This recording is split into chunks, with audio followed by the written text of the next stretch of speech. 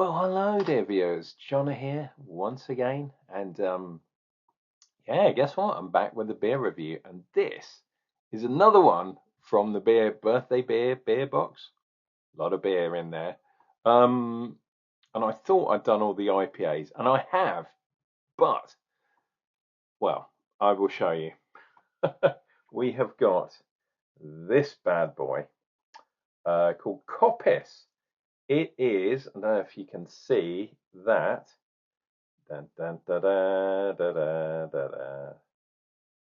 It is Session IPA. It is a gluten-free. There we go. Session IPA, 3.4% on the AB motherfucking V. We've got spelt in there again, but this time we've got some added oats, which is good. And it says, hence why it's gluten-free, by the way. Coppice, it's called. Coppice combines the essence of a modern IPA, i.e. not an IPA, with crushable strength. Yes, so it's a pale ale then, and even then I'd say it's a light one. Leading with bold, fruity, piney hops. Coppice is rounded off with smooth, soft water profile. And the house yeast, which apparently gives the stone fruiters. I'm wondering what the hops are. I do like the can though. Look at that sort of weird kind of pine cones, and what are those? Oak. Oh yeah, oak seeds, oak acorns. That's what they're called. Jesus Christ! I haven't actually had any beer yet. And the can has been in the fridge for a while. That's why I kind of missed it. But yeah, 3.4. And they're calling it an IPA. Okay, it's a session IPA, which is a misnomer. Vibrant Forest. It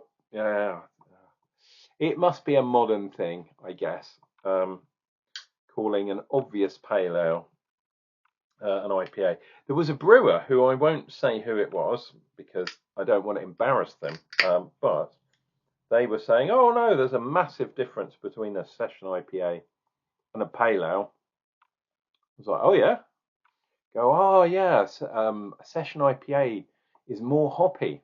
It's like, okay, well none of the session IPAs put an IBU thing on their cans, so I don't know if I believe you. But what we can do in this case is taste to see if it's hoppy, if it's bitter. And unlike most consumers, I actually know what IBUs are. Anyhow, let us get this bad boy into a glass. Yeah, it's a shame they didn't put the hops on and the IBUs in this case. Wow, I'm actually genuinely surprised that this isn't more hazy than it is. It's a bit hazy, but fair enough. Finger's head for the moment. I'm sure that will fast disappear. Got a bit of carbonation in there, bad boy. Right, let us do a shot. Coppice. There she blows. Oh, lovely, zesty. So, and it said juicy. I'm wondering, yeah, if there's some kind of Simcoe-y stuff, potentially. It talked about pine. Did it talk about pine? I'm sure it did. Oh, I have to put my me glasses. That's why they're on the old noggin. Bold, fruity, and piney. So maybe this is very similar to that other one. But yeah, it smells a bit more zesty, a bit more kind of a bit more modern. I mean, it is a modern style beer, obviously. I'm wondering where that pininess is coming from. Could it be Citra? Could it be Citra? Not sure. I mean, that does look hazy, but I can see with my eye, one of those two, I can kind of see through here. But yeah, look, head's gone already, which is a shame. Pardon me. Wow. I haven't actually drunk any beers and I'm belching. That probably not a good sign. Anyway, cheers and beers, dear viewer. Let us see what we get from this bad boy. Yeah, I remember in that last video I said, yeah, don't have to drink any IPAs again. Like, get onto the weirder ones. No, we're having one of these.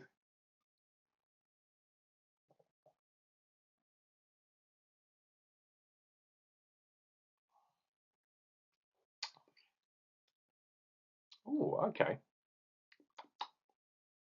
Actually, not sure. I was going to say, actually, this has got a reasonable hot bite to it. But then I thought, actually, is that the carbon dioxide that's coming off the beer that's giving me that kind of carbon burn? I'll give it the benefit of the doubt. So, okay, this one has got a little bit of hot bite in it, which is cool because that suggests it is an IPA. It's kind of borderline hop water though. I mean, yeah, the undeniable fact is that session IPAs are purely there so that a producer, in this case Vibrant Forest, can make a beer and sell it for more money because it's got IPA on the label. 3.4% beer should be like a very light beer. However, I can tell they have put some hops in this bad boy, into the boil as well, because it's carried through with the bitterness. They haven't just put it all in the afterthought, although there is a bit in there. I was expecting a bit more taste, though, to be honest. Mm.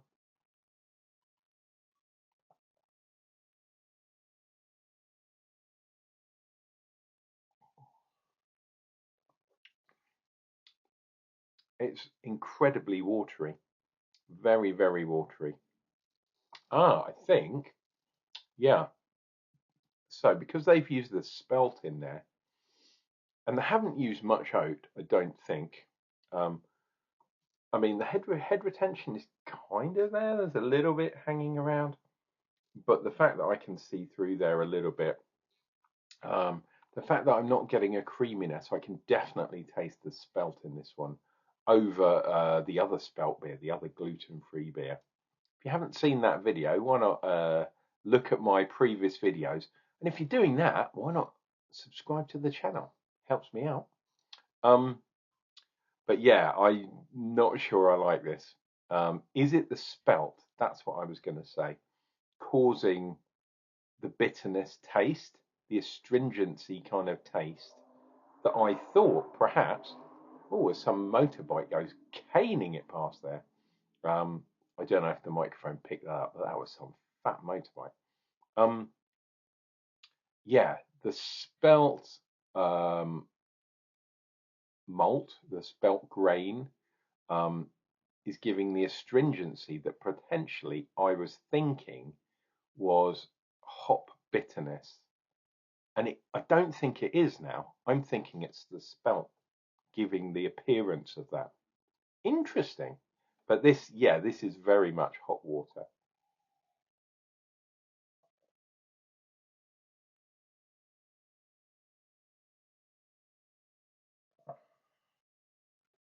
Oh.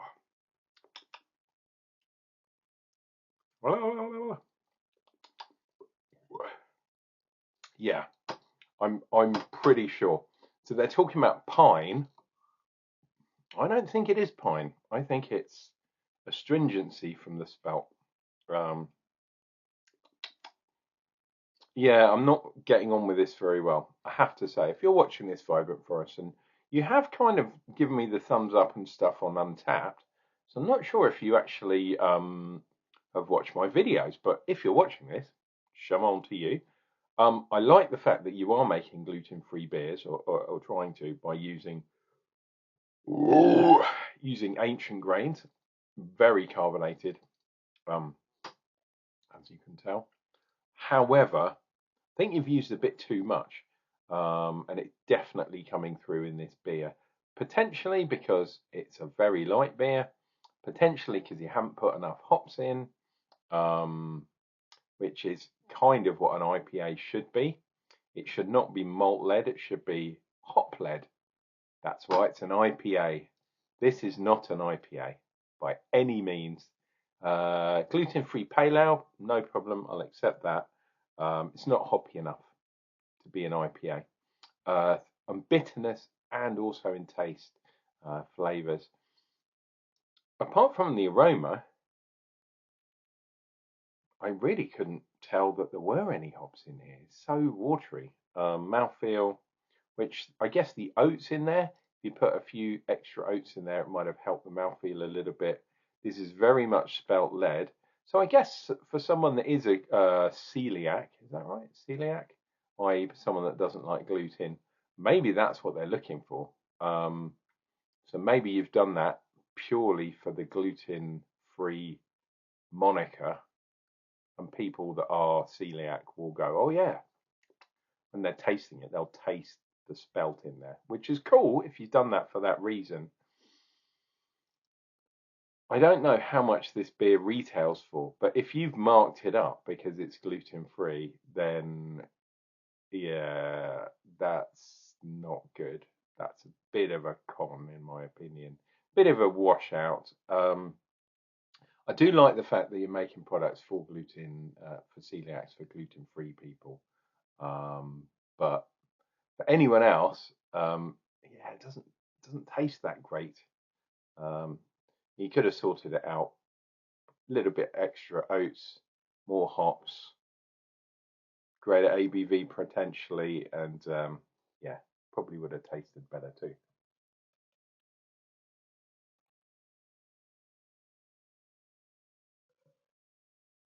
Oh, anyway, you cannot like every beer. This is something I've kind of. Oh, I don't know where I was going to put that. I'll put that there. No, actually, I'll grab that. Then I can show you this bad boy again. The essence of a modern IPA with a crushable strength. So basically, it's pale ale. Profile and water smooth, water profile and stone fruits. Yeah, not getting the stone fruits really. Bold, fruity, and piney hops. No, I'm not getting any of that. All I'm getting is the spelt.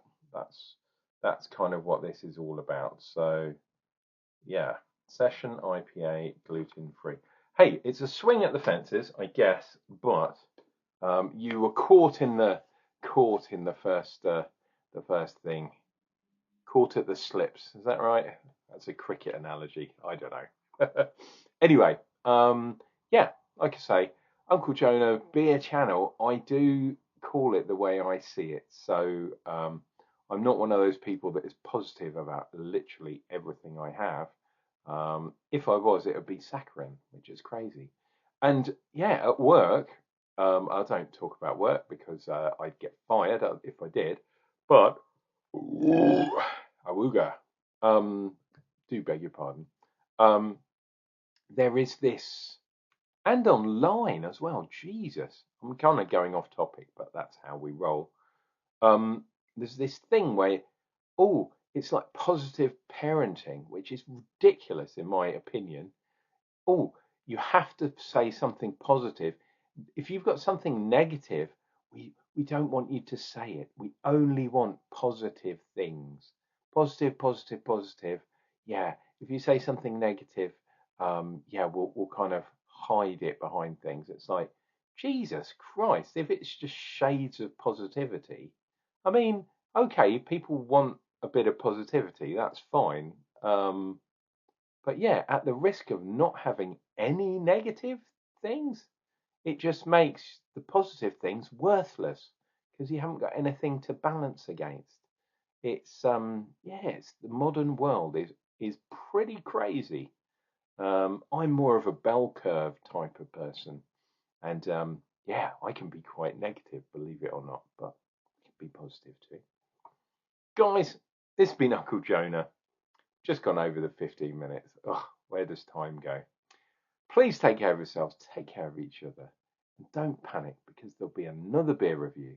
And you know what? That's going to come up real damn soon.